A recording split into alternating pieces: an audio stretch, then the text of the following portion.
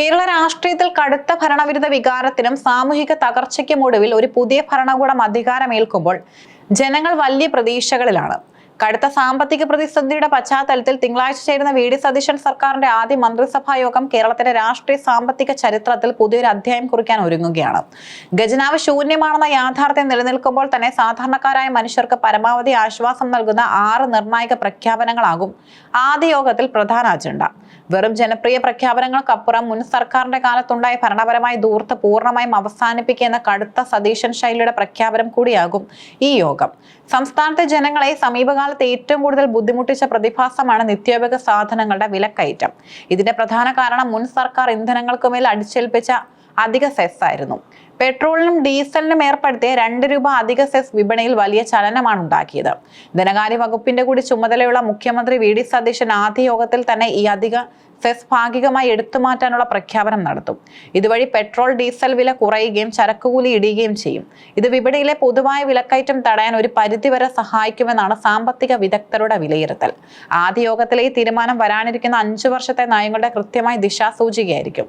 അയൽ സംസ്ഥാനങ്ങളായ കർണാടകയിലും തമിഴ്നാട്ടിലും കോൺഗ്രസ് ഉൾപ്പെടുന്ന സർക്കാരുകൾ നടപ്പിലാക്കിയ വൻ വിജയമായി മാറിയ പദ്ധതിയാണ് പൊതുഗതാഗത ബസ്സുകളിൽ സ്ത്രീകൾക്ക് സൗജന്യ യാത്ര അനുവദിക്കുക എന്നത്. കേരളത്തിലും ഈ വിപ്ലവകരമായ പദ്ധതിക്ക് തിങ്കളാഴ്ചത്തെ ആദ്യ മന്ത്രിസഭാ യോഗം അംഗീകാരം നൽകും. KSRTC ഓർഡിനറി ബസ്സുകളിൽ സ്ത്രീകൾക്ക് സൗജന്യ യാത്ര അനുവദിക്കുന്നത് വഴി സാധാരണക്കാരായ സ്ത്രീകളുടെ, പ്രത്യേകിച്ചും ലോട്ടറി വിൽപ്പനക്കാർ, വീട്ടുജോലിക്കാർ, കശുവണ്ടി കയർ തൊഴിലാളികൾ എന്നിവരുടെ യാത്രാ ചെലവ് പകുതിയായി കുറയ്ക്കും. യാത്രാ സൗജന്യങ്ങൾ ലഭിക്കുന്നതോടെ സ്ത്രീകളുടെ തൊഴിൽ പങ്കാളിത്തം വർദ്ധിക്കുകയും കുടുംബങ്ങളിലേക്ക് നേരിട്ട് പണം എത്തുന്ന സാഹചര്യം ഉണ്ടാകുകയും ചെയ്യും. കേരളത്തിൽ വലിയൊരു വിഭാഗം വോട്ടർമാരെയും പാവപ്പെട്ട മനുഷ്യരെയും സ്വാധീനിക്കുന്ന ഒന്നാണ് സാമൂഹ്യക്ഷേമ പെൻഷനുകൾ. മുൻ സർക്കാരിന്റെ കാലത്ത് മാസങ്ങളോളം പെൻഷൻ മുടങ്ങിക്കിടന്നത് വലിയ ജനരോഷത്തിന് കാരണമായിരുന്നു.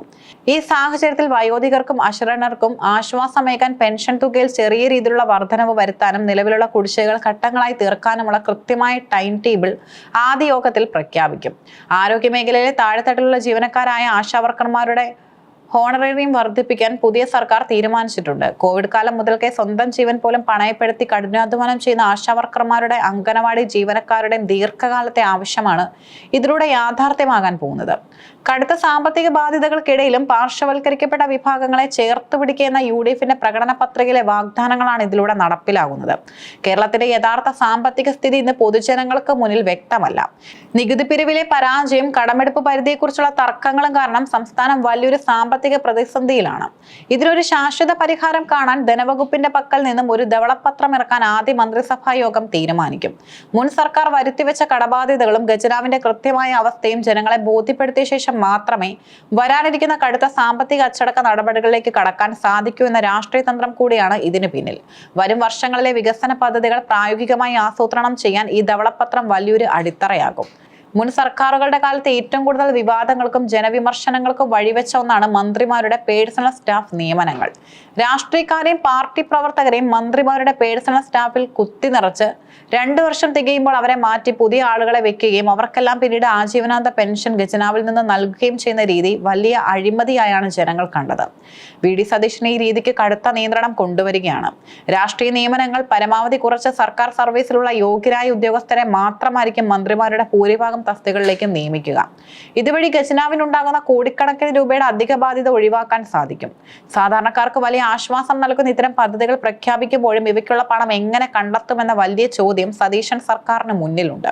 കോടികളുടെ വാടക നൽകിയിരുന്ന ഹെലികോപ്റ്റർ തിരികെ നൽകുന്നതും മന്ത്രിമാർക്ക് പുത്തൻ കാറുകൾ വേണ്ടെന്ന് വെച്ചതും വഴി തുടക്കമിട്ട ലളിത ജീവിതശൈലി ഭരണത്തിന്റെ എല്ലാ മേഖലകളിലേക്കും വ്യാപിപ്പിക്കാനാണ് മുഖ്യമന്ത്രിയുടെ ആലോചന. ദൂർത്തൊഴിവാക്കൽ തന്നെയാണ് ഇതിലൂടെ ലക്ഷ്യമിടുന്നത്. വെറും പ്രഖ്യാപനങ്ങളിൽ ഒതുങ്ങാതെ ഇവ കൃത്യമായി നടപ്പിലാക്കാൻ ആവശ്യമായ സാമ്പത്തിക സ്രോതസ്സുകൾ കണ്ടെത്തുക എന്നതായിരിക്കും മുഖ്യമന്ത്രി നേരിടാൻ പോകുന്ന പ്രധാന വെല്ലുവിളി. എങ്കിലും അധികാരമേൽക്കുന്ന ആദ്യ ദിവസം തന്നെ ജനപ്രിയവും അച്ചടക്കമുള്ളതുമായ തീരുമാനങ്ങളുടെ വലിയൊരു രാഷ്ട്രീയ മാറ്റത്തിനാണ് വി ഡി സതീശൻ തുടക്കമിടുന്നത്. തിങ്കളാഴ്ചത്തെ യോഗ തീരുമാനങ്ങൾക്കായി ഏറെ പ്രതീക്ഷയോടെയാണ് കേരളം കാത്തിരിക്കുന്നത്.